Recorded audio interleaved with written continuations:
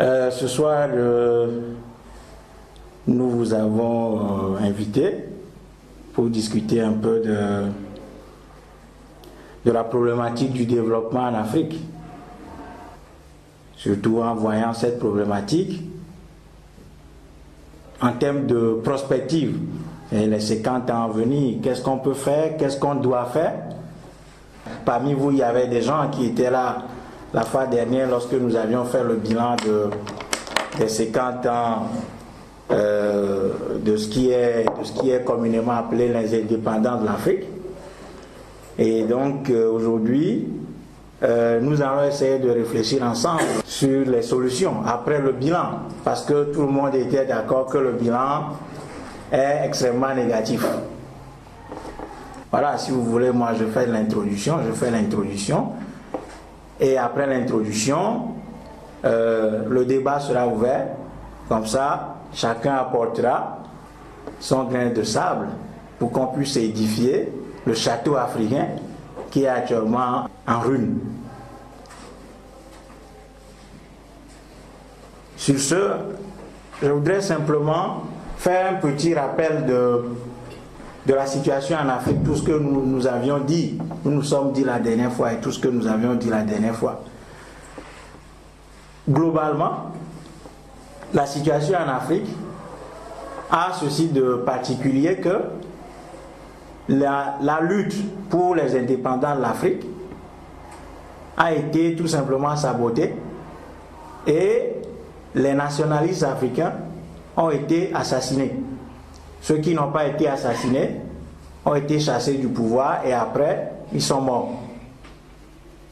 Et donc, à partir du moment où la lutte a été sabotée, nous nous sommes retrouvés en Afrique avec des États qui n'en étaient pas et qui n'en sont pas.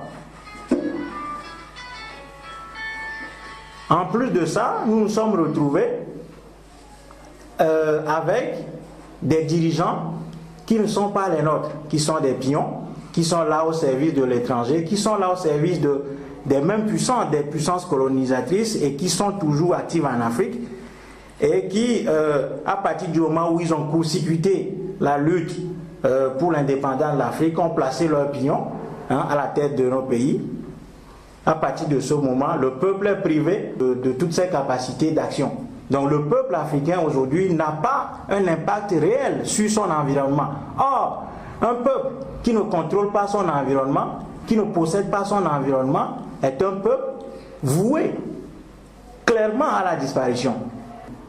Le lion marque son territoire, le possède et agit conformément à son espace. Et s'il y a un intrus qui pénètre son espace, tout de suite, le lion se met en position. Aujourd'hui en Afrique, nous ne sommes pas capables de contrôler notre espace. On le voit aujourd'hui chez les Européens. Vous arrivez, on sait qui est là. On le sait, il y a des instruments. Vous ne pouvez pas rentrer en Europe sans qu'on sache que vous êtes là. Vous rentrez dans l'espace européen aujourd'hui, ne serait-ce que le plus petit des pays membres de l'Union européenne, vous pénétrez ce territoire aujourd'hui, l'ensemble de l'espace européen sait qui est là. Voilà un peuple. Or, chez nous, nous ne fonctionnons pas comme ça. Les Chinois viennent, ils font ce qu'ils veulent. Les Indiens viennent, ils font ce qu'ils veulent. Les Latino-Américains viennent, ils font ce qu'ils veulent. Les Européens viennent, ils font ce qu'ils veulent. Les Américains viennent, ils font ce qu'ils veulent. Et c'est ainsi.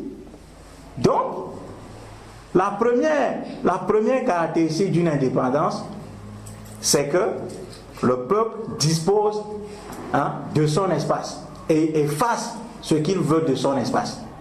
Ça, c'est la première chose. Aujourd'hui, on ne l'a pas en Afrique. Deuxième chose, c'est qu'à partir du moment où les indépendances africaines ont été sabotées et court-circuitées, notre économie, l'économie africaine, au lieu d'être au service des Africains, est toujours tournée vers l'extérieur. En termes concrets, qu'est-ce qui se passe aujourd'hui en Afrique? L'Afrique continue par produire du coton, de l'arachide, des fleurs, du café, du cacao, du pétrole, du diamant brut, tout ça pour l'étranger. Et nous-mêmes, nous avons faim chez nous. Alors que les terres africaines sont arabes, sont productives, et on est là, on a faim. lorsque nous produisons nos produits naturels, nos produits bio, qu'on donne aux Occidentaux, qu'est-ce qu'ils nous retournent? Ils nous retournent les OGM. Ils nous retournent les OGM et les Africains sont contents, on danse, hein? Ils nous filment, ils viennent montrer ça à la télévision, hein? Ils tournent des documentaires, ils viennent montrer ça à la télévision.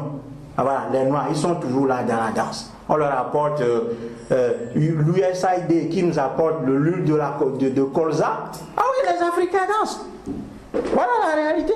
Donc, économiquement, notre économie est toujours tournée vers l'extérieur. Hein? Et le type de l'économie coloniale, hein, l'économie coloniale est maintenue en Afrique.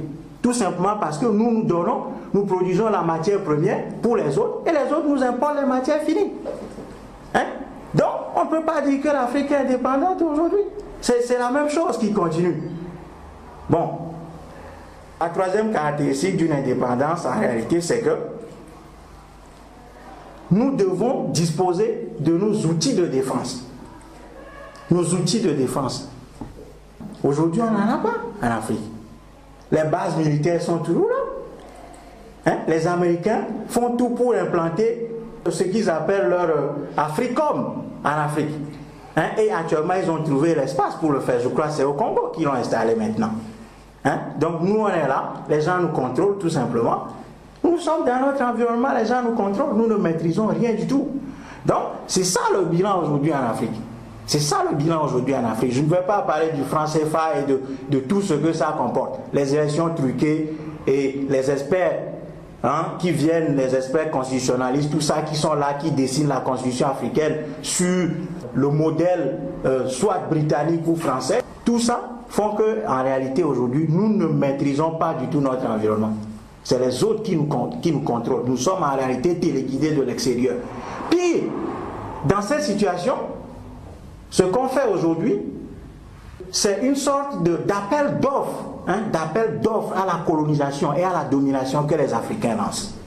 Appel d'offres à la domination, tout simplement parce que les Africains aujourd'hui se disent qu'ils sont tellement incapables de posséder leur environnement qu'il faut qu'il y ait des investisseurs de l'étranger qui viennent et qui dictent la marche à notre économie.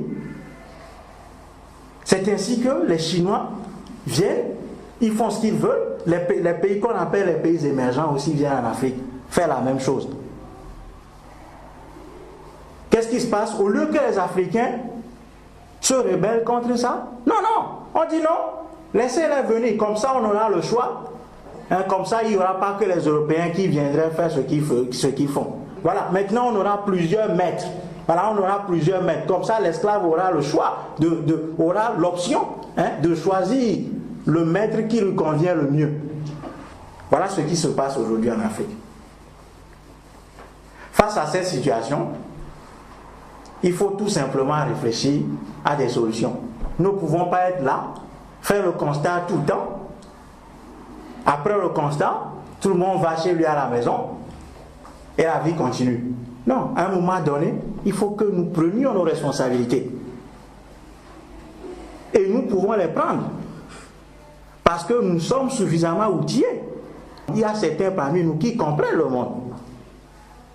Et à partir du moment où nous comprenons le monde, nous devons être en mesure de trouver des solutions à nos problèmes.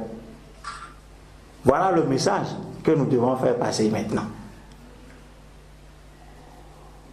Quand on naît, on fait son chemin.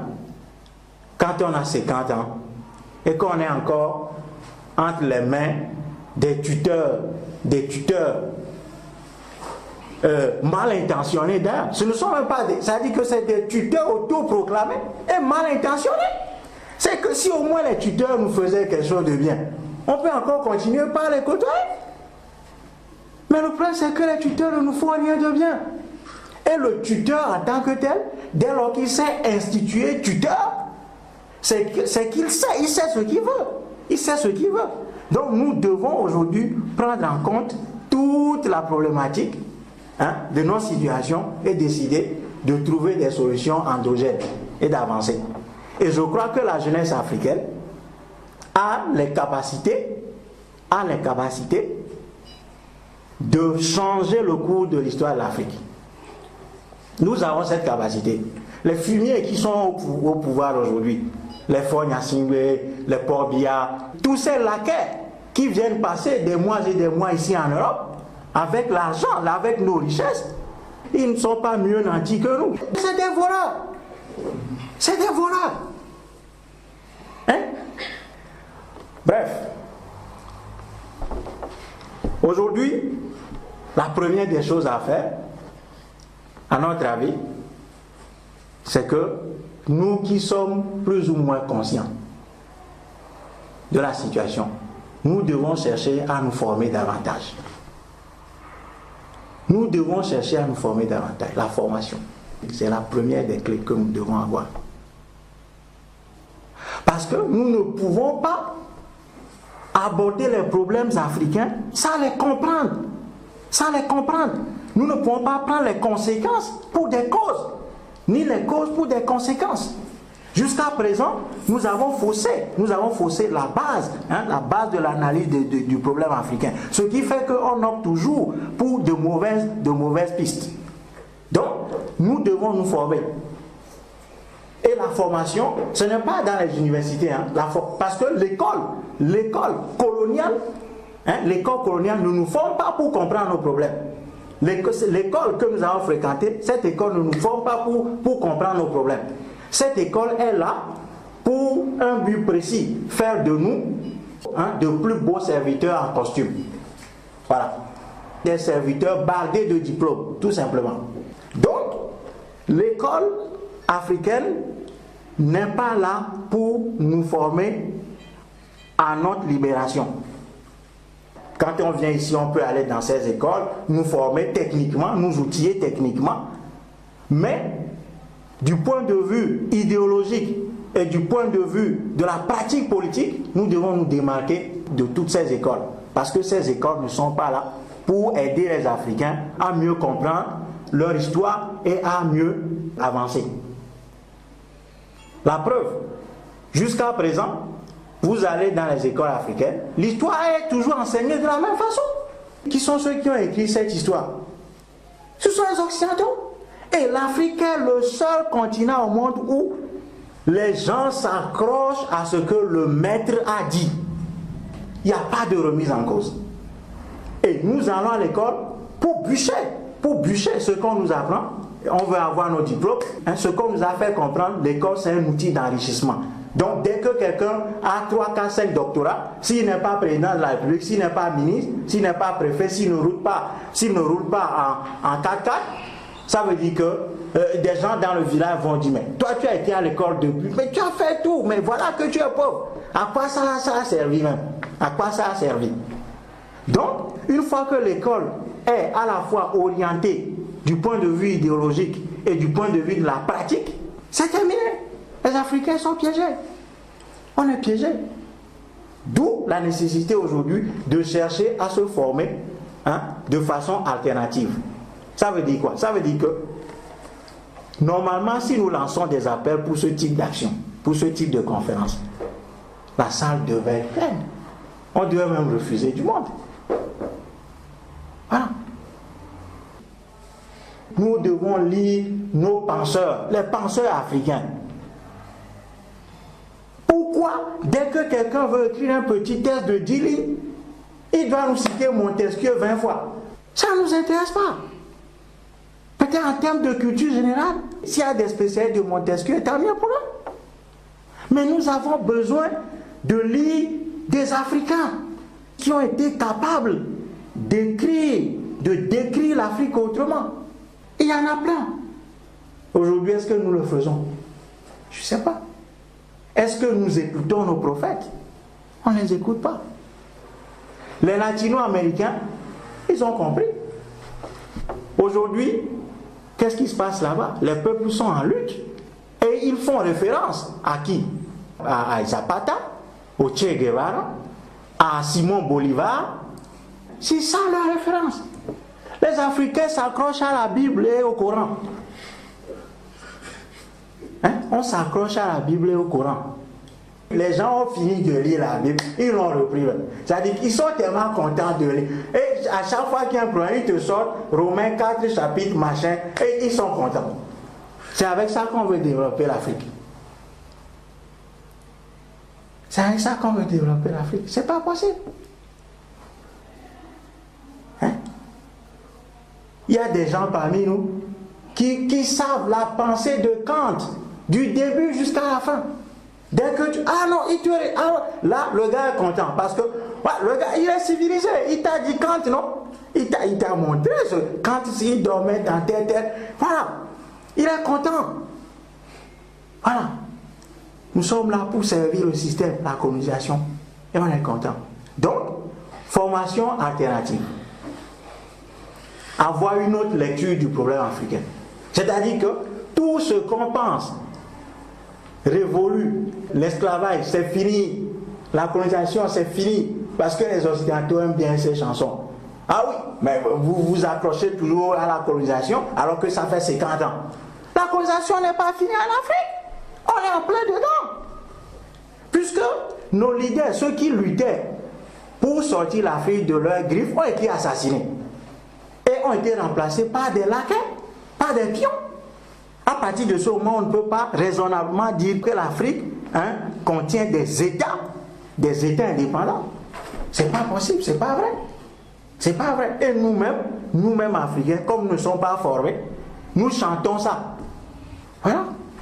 Ce n'est pas les Occidentaux qui ont divisé l'Afrique qui vont nous dire non, voici votre espace d'action, vous n'avez pas pris, vous ne devez pas intervenir. Non, aujourd'hui, dès qu'un Africain veut parler d'un autre pays que le sien, ah non, on s'énerve. Mais pourquoi tu n'es pas béninois? Pourquoi tu parles du Bénin? Tu ne connais pas mieux, tu ne connais pas le Bénin mieux que moi. Hein? Tu ne dois pas parler du Bénin. Mais lorsqu'un occidental vient dire qu'il est expert sur la télévision et qu'il fait l'expert du Bénin, ah non, on adore. On adore. Voilà. L'occidental, le blanc, il sait tout. Le gars ne sait même pas dire bonjour.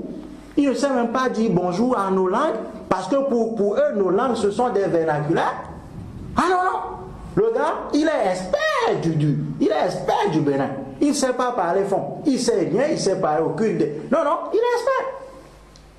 Voilà. Et on est content. Et on suit ça, on boit ça. Donc, formation alternative, ça a des implications concrètes. Ça veut dire que nous devons être en mesure de redessiner l'Afrique, la carte de l'Afrique. C'est-à-dire que nous sommes des citoyens africains. Et nous devons le marteler. Que les dictateurs ne le veulent pas, moi, Rodrigue Pokli, j'interviens dans tous les débats africains parce que c'est mon peuple qui est là. Ce n'est pas un dictateur qui n'est même pas élu de venir me dire que non, tu ne dois pas intervenir. J'interviens. Moi, j'interviens parce que c'est notre peuple qui est là. Voilà aujourd'hui la façon dont nous devons aborder, en tout cas, la carte politique en Afrique. Il faut avoir une formation pour ça. Ensuite, formation alternative parce que si nous voulons reconstruire l'Afrique, nous devons savoir que l'un des chantiers les plus importants qui nous attend, c'est l'aspect économique. C'est l'aspect économique. Parce que c'est surtout pour les richesses de l'Afrique que l'Afrique est toujours dans cette situation. Donc, l'aspect économique est très important. Mais comment allons-nous reconstruire l'économie africaine si nous n'avons pas la formation? Quand on mène un combat, il ne suffit pas simplement d'avoir des adversaires. Il faut avoir des objectifs et un projet. Ce n'est pas simplement Fogna Sibé qui est là au Togo aujourd'hui. Matin, midi, soir, tout ce qu'on vise, c'est de le faire tomber. Oui, d'accord, on va le faire tomber, mais qu'est-ce qu'on va construire? Il faut prévoir ça. Il faut le prévoir. Il faut le prévoir. Est-ce que nous allons fonder notre société sur une économie communiste ou socialiste? Ou alors est-ce que nous allons définir aujourd'hui les règles économiques en Afrique sur le modèle libéral, capitaliste? Si on fait un peu une étude de l'histoire de l'Afrique, on verra simplement que l'Afrique n'est ni capitaliste ni socialiste. L'Afrique a une économie précise. Chez nous, c'est que le champ collectif cohabite avec le champ individuel. Le matin, on va tous au champ collectif, on cultive, on récolte les fruits pour construire un puits, hein, ou bien construire une école pour nous tous, et à côté, chacun a son champ individuel pour les besoins de sa famille. Si nous voulons redéfinir l'économie africaine, nous devons revoir notre histoire pour voir comment l'Afrique a vécu. Comment l'Afrique a vécu tout simplement avant son contact avec les autres nations. Voilà des types de questions qui doivent nous préoccuper, qui doivent nous intéresser. Mais pour les aborder, nous devons avoir la formation qu'il faut. Après avoir acquis la formation, nous devons viser en des thèmes clairs la prise du pouvoir. Il ne faut pas qu'on se trompe. Parce que nous n'aurons d'impact sur notre société que si nous avons le pouvoir. Jusqu'à présent, tout ce que nous disons, tout ce que nos prédécesseurs ont dit, tant qu'ils n'ont pas le pouvoir, ils n'ont rien changé. Rien n'a changé. Donc, nous devons penser au pouvoir. Comment faire pour prendre le pouvoir? On doit réfléchir dessus. Peut-être, c'est pas, quand je dis nous, c'est pas nous en termes d'individus. Nous, en termes de peuple. En termes de peuple. Nos enfants, nous devons les former. Et nos enfants doivent être plus forts que nous. C'est-à-dire que les générations qui vont nous suivre doivent être plus puissantes que nous, notre génération. C'est comme ça qu'un peuple avance. C'est comme ça qu'un peuple a de l'ambition, c'est comme ça qu'un peuple essaie d'aborder ses problèmes et de leur trouver des solutions. Et si nous, en tant qu'individus, nous ne prenons pas le pouvoir, nous devons préparer nos enfants demain à avoir le pouvoir et à avoir prise sur leur pays, sur leur territoire. Après avoir pris le pouvoir, quels sont les secteurs prioritaires que nous devons toucher, bien que nous devons réformer? À notre sens, le premier secteur, la première préoccupation, doit concerner l'éducation en Afrique.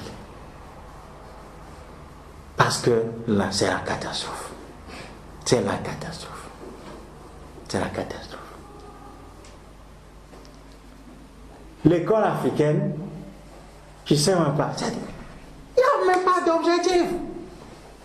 Il n'y a même pas. La politique éducative, bon, bref, il n'y a rien.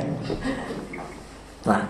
Donc, dès que le pouvoir parvient aux mains du peuple, la question de l'éducation doit être une priorité incontournable. Incontournable. Et lorsque nous disons politique d'éducation, ce n'est pas simplement à l'école. C'est l'ensemble de la société, dans les familles, les associations qui vont naître. Comment allons-nous, chacun dans son domaine, transformer la mentalité de notre peuple, de le sortir de cette façon de penser le monde de façon spirituelle. L'Afrique continue de voir le monde de façon spirituelle, alors que les autres viennent nous rencontrer de façon matérialiste. Chez nous, non. L'étranger qui vient de loin, ah non, il vient de loin, il est fatigué, il faut lui donner votre lit. Comme ça, vous-même, vous dormez à terre. Vous venez chez les Occidentaux, ils vous disent, voilà, on fait l'état des lieux. Vous rentrez dans la chambre, vous sortez, on doit revenir faire l'état des lieux. Comme ça, vous êtes maintenus. Chez nous, non. Le roi Komboro, au 10e ou 11e siècle, disait à ses sujets maliens que dès lors que vous voyez un étranger, vous devez tellement l'accueillir qu'il faut qu'il oublie son lieu de provenance. Il faut qu'il oublie son lieu de provenance. Qu'il devienne un des nôtres, qu'il devienne même plus malien que vous. Et c'est ce qu'on fait en Afrique. Dès que quelqu'un vient, on lui laisse tout. On lui laisse tout. Il devient le maître. Nous devenons ses serviteurs. Les Français sont en Afrique. Depuis des siècles, ils ont leur école à part, il y a l'école française, il y a des restaurants français, il y a tout à part, ils ont leur fréquentation, tout, leur hôtel. Ça, c'est pas le communautarisme, hein. Mais dès que quelqu'un vient en France, ah non, le Malien, il est en boubou, c'est le communautarisme. C'est le communautarisme, tout de suite. Vous parlez votre langue, ah non, c'est l'hérésie, c'est pas possible. Ils doivent s'intégrer. On vient en Suisse, ah non, l'intégration. Vous devez vous intégrer tout de suite. Sinon, vous êtes un danger. Nous devons comprendre tout ça. C'est comme ça que nous allons avancer. Si nous faisons le travail d'éducation, si nous réformons le secteur éducatif, nous allons voir que beaucoup d'autres problèmes vont s'effondrer très facilement.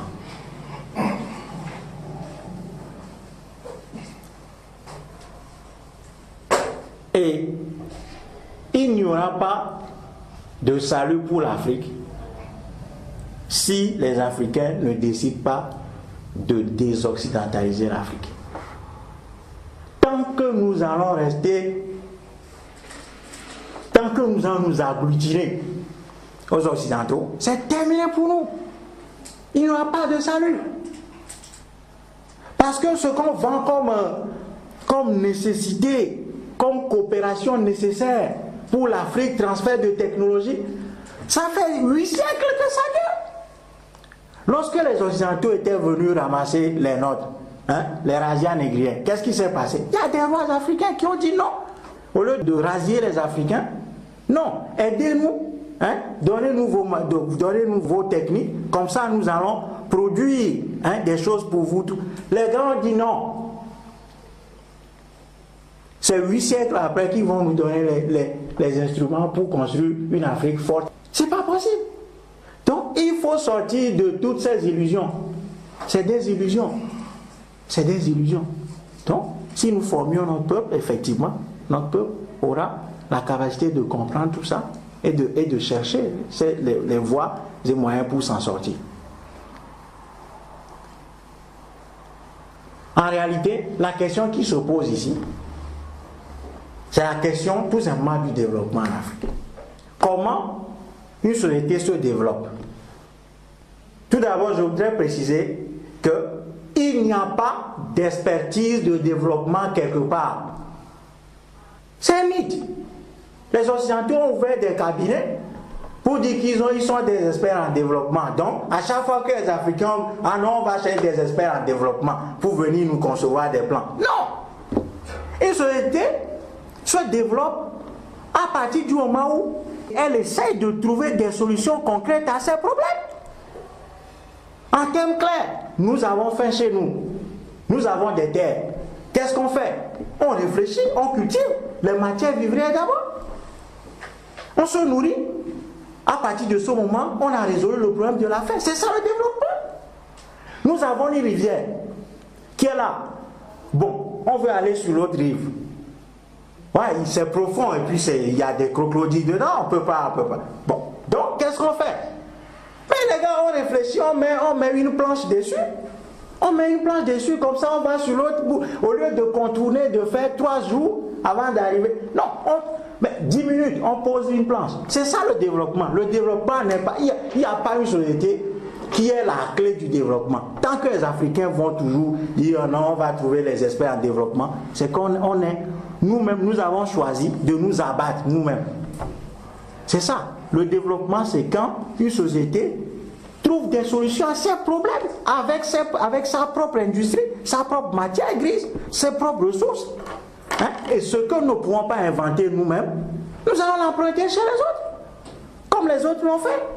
La Grèce a hérité de l'Égypte antique, chez nos ancêtres, les pharaons. La Rome, ainsi de suite. Les Européens, quand ils ne peuvent pas faire quelque chose, ils vont le copier chez les autres. Les Chinois, pareil. Aujourd'hui, les Chinois construisent des TGV. Ils ne l'ont pas inventé. Ils l'ont pris chez les autres. Ce qu'eux-mêmes ils peuvent faire, ils le font. Ceux qui ne peuvent pas faire eux-mêmes, ils sollicitent les autres. Donc nous, on est là. On abandonne tout aux autres. Pire, quand quand nous leur donnons tout, nous venons maintenant leur demander pardon pour qu'ils nous gardent, pour qu'on nettoie leur merde. Ils ne veulent même pas. Ils ne veulent même pas. Hein? On vient chez eux, on les supplie. Pardon, laissez-nous, nous allons nettoyer vos rues. Donnez-nous seulement des papiers. On veut rester pour nettoyer la merde de vos chiens. Ils ne veulent pas. Ils ne veulent même pas. C'est honteux. C'est honteux pour nous. C'est honteux pour nous. C'est accablant. C'est accablant. Dans l'histoire de l'humanité, aucun peuple n'est arrivé au stade de déliquescence des Africains. Il n'y en a pas. Les Indiens en Amérique, lorsque les Européens sont venus, il y a des Indiens qui ont dit: nous préférons nous suicider que de devenir vos esclaves. Les Indiens se sont tués. Ils n'ont pas voulu. Nous, on invite même des gens à venir nous dominer. On les invite. On leur adresse des courriers pour qu'ils viennent. Quand ils viennent nous dominer, quand il n'y a plus rien chez nous, nous venons chez eux. Ils vous disent: non, restez à la frontière. Retournez chez vous. Et ce qui est même encore plus traumatisant, c'est de voir aujourd'hui ce qu'on appelle le service aux personnes. C'est nous les Africains qui venons encore nous occuper des vieillards, des vieux, des vieux occidentaux, des vieilles qui sont en train de mourir. C'est les vieux, les anciens combattants qui sont allés massacrer nos pères, nos parents en Afrique. Quand leurs vieux jours aujourd'hui, c'est nous qui venons encore les prendre en charge. Nous voulons maintenir en vie ceux qui ont massacré nos parents. C'est ça ce que nous sommes.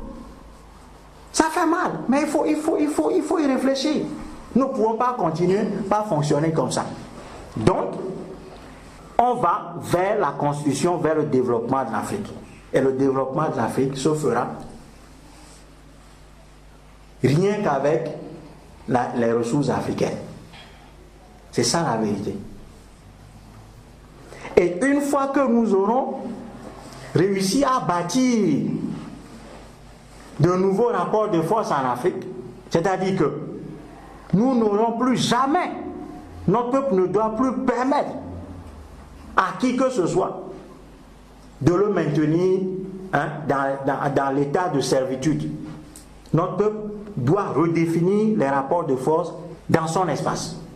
Ça veut dire qu'un groupe d'individus ne peut plus prendre le peuple ou ne doit plus prendre en otage l'ensemble de notre peuple et le traiter de façon humiliante, de façon constante. Nous tous, nous avions vu, même ceux qui ne sont pas togolais ici, beaucoup de gens ont vu l'image de ce coopérant français qui donnait des ordres aux soldats de mater un journaliste tout simplement parce qu'il est photographié. Ça fait au moins 10 ans que nous disons à la jeunesse unie pour la démocratie en Afrique, c'est les Français qui dirigent en Afrique. C'est aujourd'hui que les Africains découvrent que ce type de comportement existe. En 2005, les Français ont été aux côtés de l'armée togolaise pour massacrer le peuple togolais. Mais c'est maintenant qu'on découvre ça. Et tout le monde s'en émeut. C'est pas possible. Ils se comportent comme la colonisation. Non, les gars sont chez eux en Afrique. C'est nous Africains, qui sommes des étrangers chez eux en Afrique. C'est-à-dire que les Français, c'est leur pays. C'est leur terre, l'Afrique. Et nous sommes des étrangers chez eux. C'est ça la réalité. Tant que nous ne posons pas les problèmes comme cela, nous n'allons jamais trouver les moyens et la stratégie convenable pour les combattre, pour combattre ces gens et combattre le système. Donc, nous devons aujourd'hui être en mesure de lire autrement le problème africain et de savoir que nous avons du boulot. Nous avons du boulot. Si nous ne voulons pas partir et laisser l'Afrique dans cet état, pour que nos enfants arrivent et connaissent pire humiliation, nous devons aujourd'hui retrousser nos manches. Nous devons nous retrouver. Nous devons nous retrouver. Nous devons redéfinir l'identité africaine. pour dire simplement que nous sommes tous africains.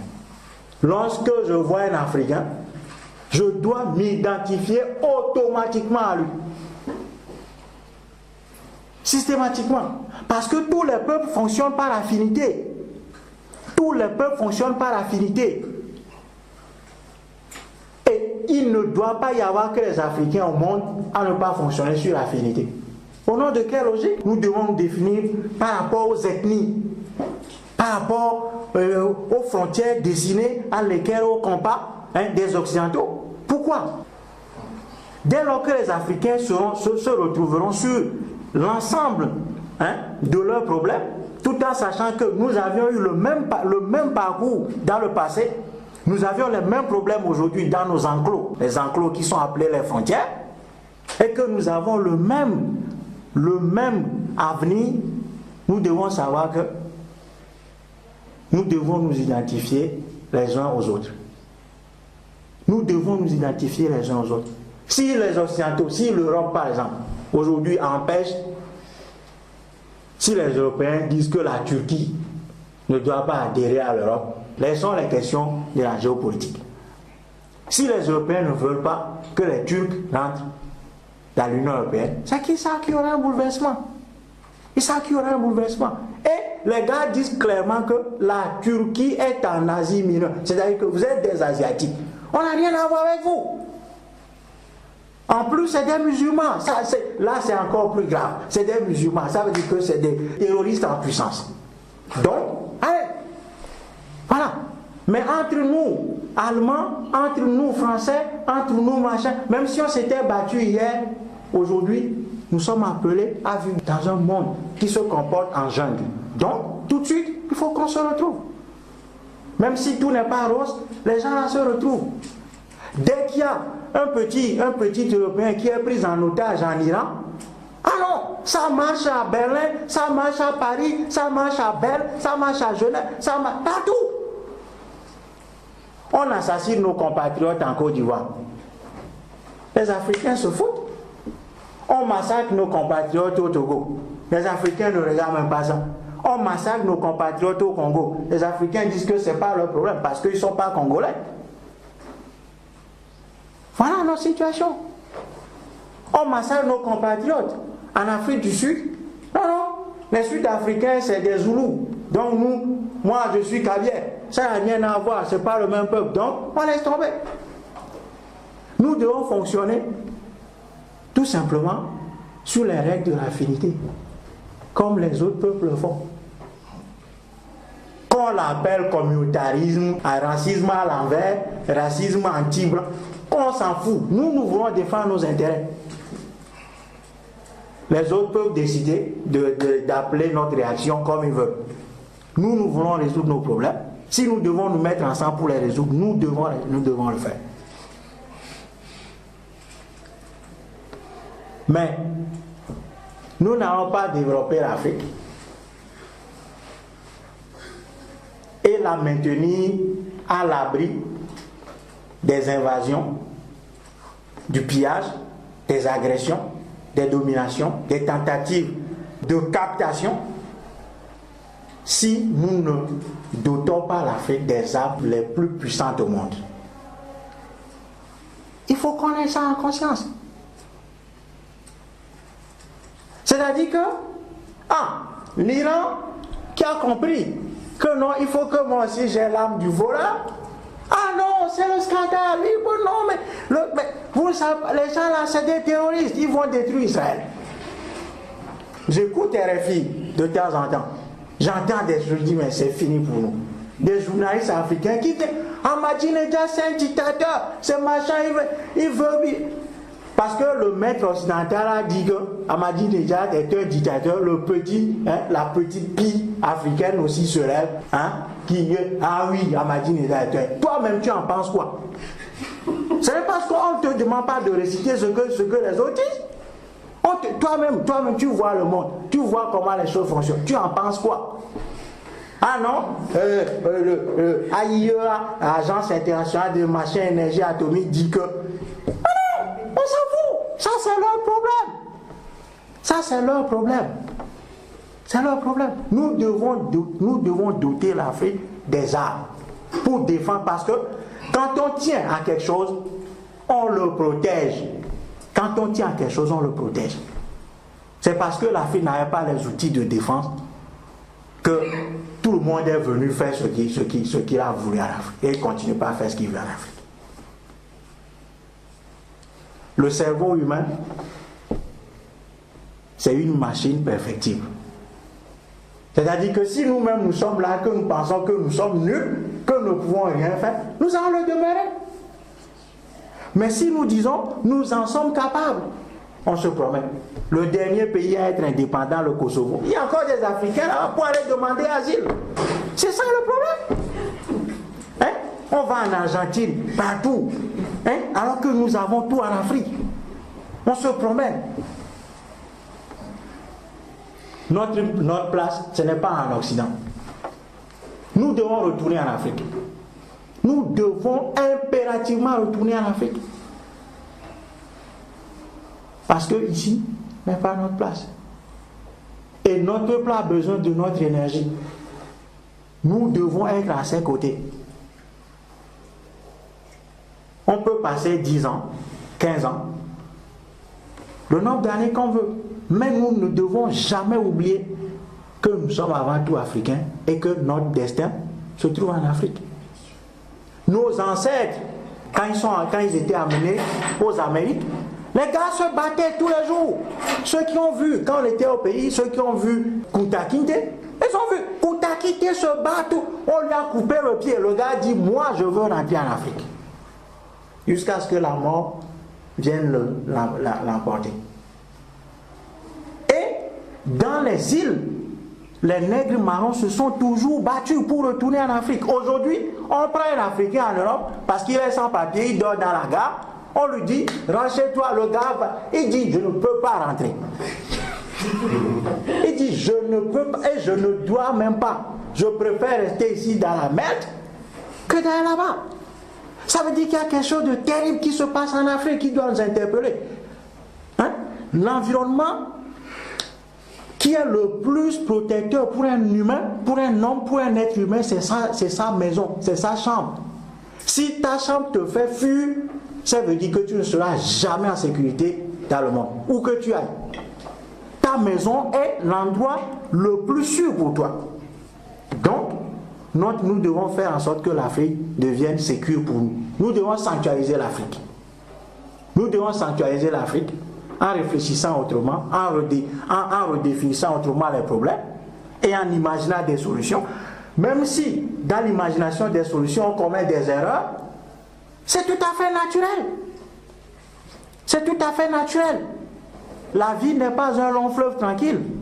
On commet des erreurs, on se lève, on tombe, on se relève, ainsi de suite, et on avance. Donc, redéfinir les problèmes, imaginer des solutions endogènes, faire en sorte que nous puissions transformer l'Afrique en sanctuaire pour les Noirs, et que tous les Noirs dans le monde, où qu'ils soient, dès qu'ils se retrouvent dans la mer, qu'ils sachent qu'il y a une terre pour eux, qui est l'Afrique. Et que dès qu'ils arrivent là-bas, ils sont protégés. Et à la fin, nous devons doter l'Afrique des outils de défense. Parce que sans les outils de défense, on ne va nulle part. On va bâtir de beaux châteaux en Afrique. Un matin, les envahisseurs vont venir. C'est terminé. L'Égypte antique était merveilleuse. Jusqu'au jour où les Hyksos et les Hittites sont venus. Et c'est terminé. C'est terminé.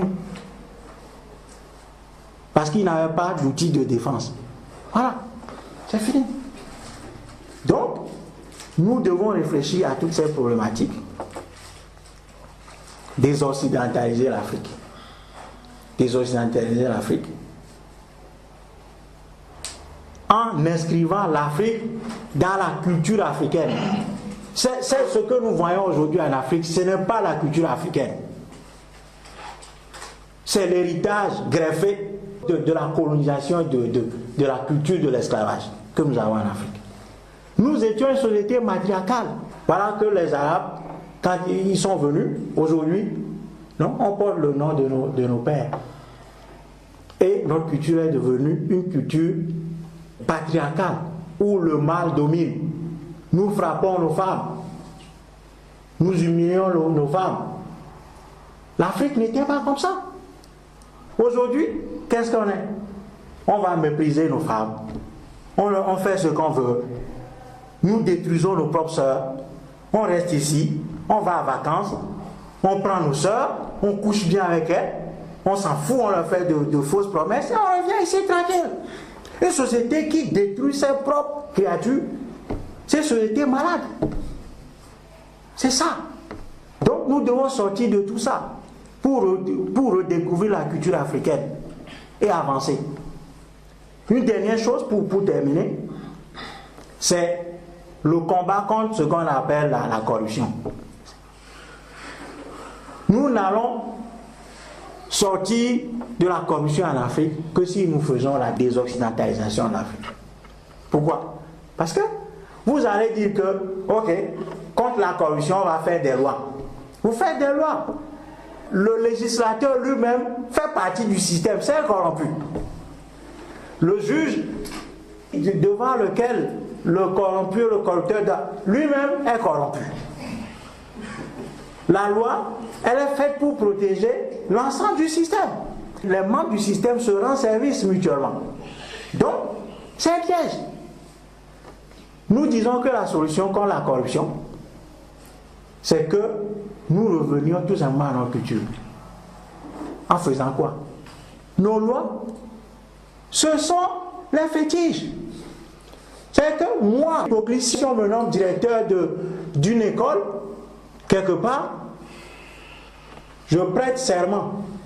Si moi, dans l'exercice de mes fonctions, je triche quelqu'un, je vole, je prends ce qui n'est pas à moi, et dîner de béré dîner, dans les 3 jours, ça va changer. Les Africains vont totalement, c'est-à-dire que la corruption en eux, et notre code pénal doit répondre à notre culture. Pourquoi copier le code français, bon sang? Pourquoi on va définir les lois africaines, on va les décalquer sur le modèle français? Alors que notre culture a plusieurs instruments qui le protègent, qui protègent notre peuple.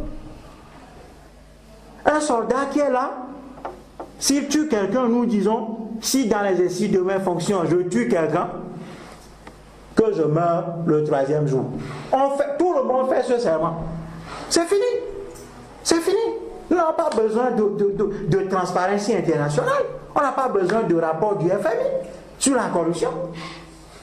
Donc, c'est parce que nous-mêmes, nous n'avons plus confiance en nous-mêmes. Nous avons perdu les repères culturels. C'est pour ça qu'aujourd'hui, on se promène.